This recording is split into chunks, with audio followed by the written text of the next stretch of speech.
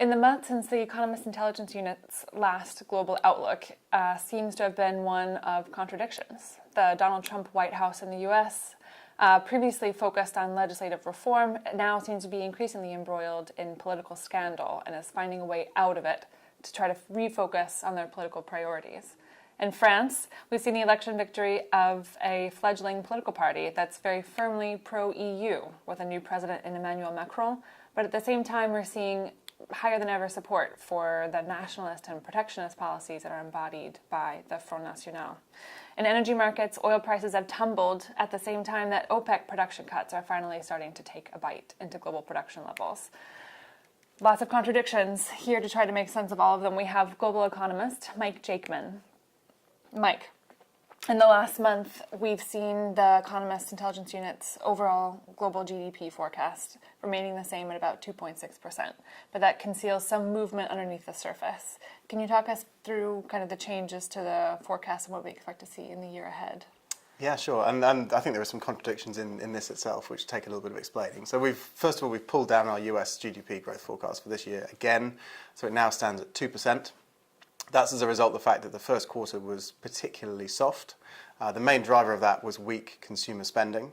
After a couple of quarters when consumers really have been splashing out, they reined in their spending a lot in the first quarter of this year. We don't think that that's going to be the start of a sustained trend. It's probably more of a blip, reflecting the fact that they couldn't continue to spend at the rates they were doing at the end of 2016. Elsewhere, there was actually some sort of better news for the economy in that business investment picked up again. That's a sector that's really struggled in the past couple of years. So that's a kind of welcome sign.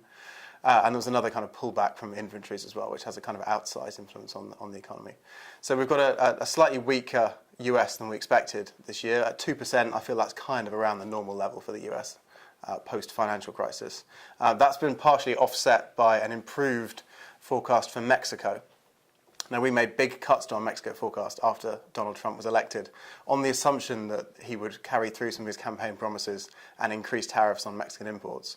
We are starting to doubt now that that's likely to happen. And the reason we've pushed Mexican growth up to 1.6% for this year is because we think that Trump is going to struggle to make any significant moves on trade. And NAFTA renegotiation is probably likely to happen, perhaps more in 2018 than 2017. But the changes there will be kind of on the margin. This is not going to be a major recalibration of North American trade. So actually the outlook for Mexico has improved. And the combination of the two of those means that our aggregate is staying at 2.6%, which is a kind of modest acceleration from where we were last year. But in sort of historic terms is no great shakes. So we're looking at pretty moderate growth for the U.S., kind of reaching a new normal of around 2%. What does that mean for a Trump administration that's now facing rising political pressure at home with the developments just in the last week, the ongoing probe into potential ties between the Trump campaign and Russia? What sort of new challenges might that arise for the administration? It's sort of extraordinary that with all of the turmoil in the US government since Trump took over, actually the economy's been doing just fine. They haven't had to face any economic difficulties whatsoever. They've just been allowed to kind of let the economy hum along.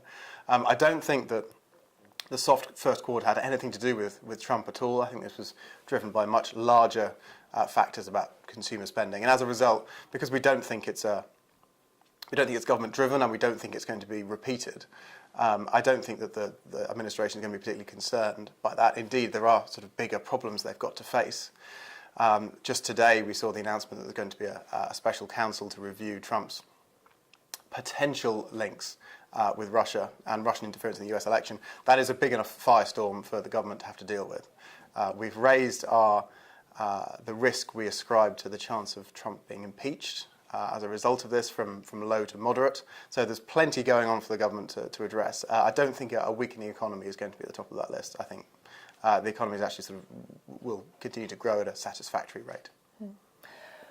Looking now to Europe, where we've seen Emmanuel Macron victorious in the polls, that moment of victory was brief, and now they're looking ahead to legislative elections in June already, as a fairly new political party now has to build from the center and try to find some sort of workable coalition. Can you give us an outlook on what sort of challenges Emmanuel Macron faces in the couple of months ahead? Well, I mean, first of all, we should just stop a minute and just I guess, acknowledge what a huge victory that was. I mean, this is a guy who didn't seem particularly likely to make a big impact, even at the end of last year. I mean, the cards have sort of fallen in his favour. I suspect that the scandal that engulfed Fillon was a huge plus for Macron. But nonetheless, he's achieved something quite extraordinary. Of course, the next challenge is equally as stiff, which is taking a brand new party that just doesn't really exist and going from there to aim for a parliamentary majority in a little over a month, which again would be an extraordinary achievement. We don't think that En Marche is going to win a majority. That's mostly for logistical reasons, I think, rather than any lack of momentum. The momentum is firmly behind him. But just the difficulty of finding your 577 representatives, training them up, having them give out a coherent message, persuade voters who, perhaps for generations have voted the same way, that the new order is here and they should change their political allegiance, is a really difficult task in a very short period of time. Of course, the extent to which he does attract support will then reflect how many compromises he has to make to his policy agenda, how many new alliances he has to strike. I mean, generally speaking, the more he has to concede, the less he'll be able to do, and therefore perhaps the less momentum he'll have behind him. And of course, you mentioned contradictions. Well, in the background of this is that he's essentially got 5 years, and the clock is ticking, to make some progress in France before the threat of a Le Pen presidency in 2022 comes around. And that's a very real one, and essentially that's the yardstick by which he's going to be measured against. So he's achieved something remarkable, but in a way, stiffer challenges await. Do you think that the size of the challenges ahead, the difficulty of forming a workable coalition from a relatively broad number of parties, kind of shortens the time that the new president will have to demonstrate progress at the risk of increasing support for the Front National? Or do you think after this election, support for the Front National is kind of going to start to wane? He's got a little while. I mean, that said, new administrations, it's a bit like an egg timer, and as soon as they come in, we've seen this with Trump. Essentially the clock is ticking, and their political capital begins to run out from that very first moment. He's playing a smart game so far. He's been able to poach a couple of very senior figures from Les Républicains, and he's leaned quite heavily on his centre-right contacts to try and build a coalition that is going to be workable. I say coalition, obviously it depends exactly what deals are struck, but a government that involves members from across the political spectrum.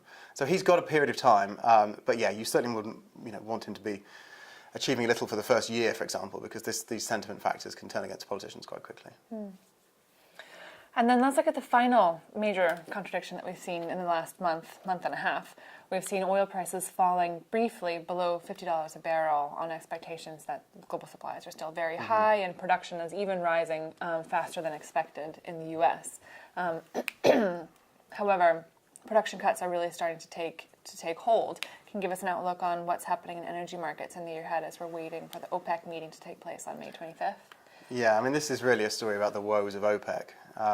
We've been talking about this for a couple of years now, since the oil price came down in mid-2014. Of course, the initial OPEC strategy was to pump as much as you possibly can to try and force shale producers out of the market, and that didn't work. So then last year they reverted to a different strategy, which is to rein in their supply in the hope of rebalancing the market. And on the one hand, you'd have to say the strategy's worked, because we've seen an unusual level of compliance from OPEC, which is not a group that you'd necessarily expect will move in the same direction and to follow the whip hand. But on the other hand, it hasn't had very much effect on oil markets at all, because the price rose a little bit, and that was enough to incentivize US shale producers to start drilling a bit more. And actually, US shale producers have come back and essentially filled the gap provided by OPEC. So we've had to have a little rethink of our forecasts. We've now got a smaller market deficit in 2017 as a result of those changes, because the US is, as I said, making up some of the supply that OPEC was withholding from the market. We also think that OPEC is going to be compelled to extend this agreement probably twice. So as you said, it runs out at the end of May. We think it's going to be extended for the rest of 2017, and then probably into 2018 as well, because it's going to take that amount of time to drain stocks.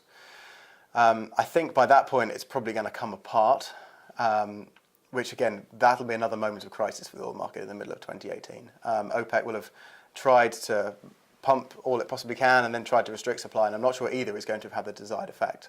Essentially, we're in for a period of low oil prices at least for the next 5 years. So our forecast has been taken down to 54 for this year, and 55 for next year, and we don't see it rising significantly above 60 all the way out to 2021. There is simply far more oil around in the world at the moment than the global economy needs. Great. Well, thank you very much for joining us and us for this month of the Global Outlook for the Economist Intelligence Unit.